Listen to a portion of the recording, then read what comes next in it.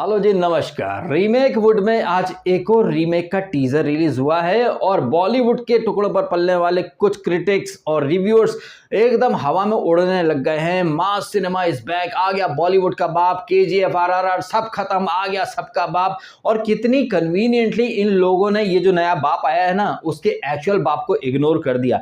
ऋतिक रोशन जो कि कुछ समय पहले हमें सुपर 30 में दिखाई दिए थे बिहारी बाबू के अंदाज में, उनका वही वाला अंदाज हमें यहां पर विक्रम वेदा के हिंदी वाले वर्जन में दिखाई दे रहा है, जहां पर वो कुछ बिहारी टोन में डायलॉग देते हैं। एक नई कहानी सुनाएगा साहब, इस बार जो कहानी है ना साहब, वो थोड़ा सा धैर्य और सब्र रख कर सुनिएगा। इस बार का कहानी में बहुत मजा आएगा, ताज्जुब होगा। हाँ, झकास, क्या बात है।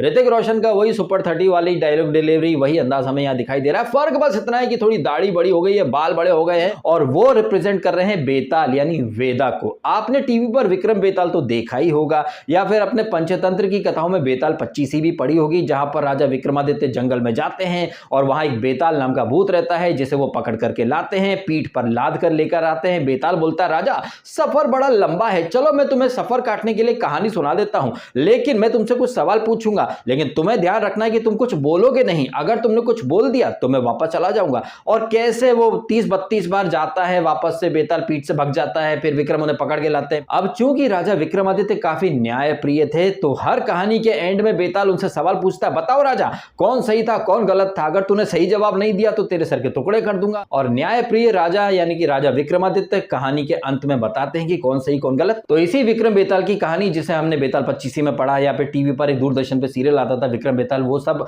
आपने देखा ही होगा। नहीं देखा तो यूट्यूब पर उसके भी कुछ क्लिप्स मिल जाएंगे। एंड उसी विक्रम बेताल की कहानी के ऊपर साउथ में पिक्चर बनती है विक्रम वेदा के नाम से। विक्रम बेताल की जगह वहां विक्रम वेदा कर दिया जाता है, वेदा यानी बेताल। एंड वो फिल्म जो है ना, वो न सिर्फ साउथ में बल्कि पूरे इंडिया क्या पूरे वर्ल्ड में धमाल मचा देती है। एंड इस फिल्म के राइटर्स कहिए या इस फिल्म के डायरेक्टर पुष्कर एंड गायत्री, जो कि ओरिजिनल के साथ साथ रीमेक को भी डायरेक्ट कर रहे हैं, तो उनका amazing way of story telling and कैसे विक्रम बेताल को आधुनिक समाज में उन्होंने फिट किया, इन सारी चीजों की बहुत जबरदस्त तरीके से तारीफ हुई थी। लेकिन जितनी ज्यादा तारीफ हुई थी ओरिजिनल वर्क की, शायद रीमेक की उतनी तारीफ ना हो पाए, क्योंकि ओरिजिनल ऑलरेडी लोगों ने देख रखी है। और अगर आपने नहीं देखी है तो भाई साहब यूट्यूब पर आप सर्च करेंगे कि विक्रम वेदा हिंदी डब्ड वर्जन, आपको इजीली फ्री में देखने को मिल जाएगी। अब आप खुद बताइए, जब आपके पास एक ऑप्शन है कि आपको विक्रम वेदा ओरिजिनल जो वर्जन है वो फ्री में यूट्यूब पर देखने को मिल रहा है, तो आपको किसी पागल कुत्ते ने तो काटा नहीं है कि उसके रीमेक को देखने के लिए आप थिएटर में जाए अपनी जेब का पैसा खर्च करके।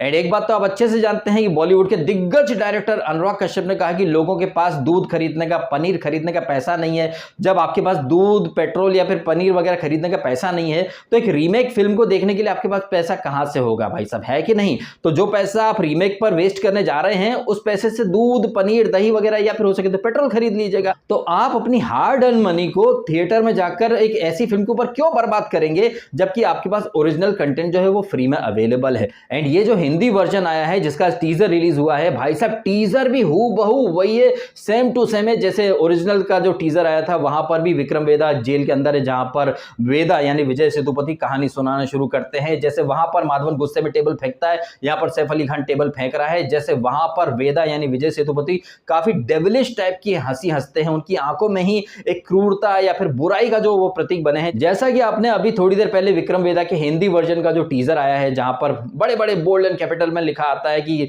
बैड वर्सेस गुड या फिर गुड वर्सेस इविल करके, तो वेदा यानी कि ओरिजिनल में विजय सेतुपति और रीमेक में ऋतिक रोशन एक बुराई के वो प्रतीक है, बुराई को रिप्रेजेंट कर रहे हैं, और विक्रम अच्छाई का प्रतीक बना है। लेकिन क्या विक्रम वाकई में अच्छा है? ओरिजिनल फिल्म अगर आपने देखी तो आप समझ सकते हैं कि मैं यहाँ क्या कहना चाहता हूं, क्योंकि ओरिजिनल के अंदर वेदा जो रहता है वो सफर काटने के लिए कहानी सुनाता है, और कहानी के एंड में जब कहानी खत्म होती है तो विक्रम यानी कि माधवन की सोच काफी बदल चुकी होती है। सारी चीजें तो मैं आपके सामने यह एक्सप्लेन नहीं करूंगा, लेकिन अगर आपने ओरिजिनल नहीं देखी है तो आपके रेफरेंस के लिए थोड़ी सी एक छोटी सी बात बता देता हूं कि अगर एक गैंगस्टर सुपारी लेकर किसी को मारता है तो वो मर्डर कहलाता है या फिर हत्या कहलाता है।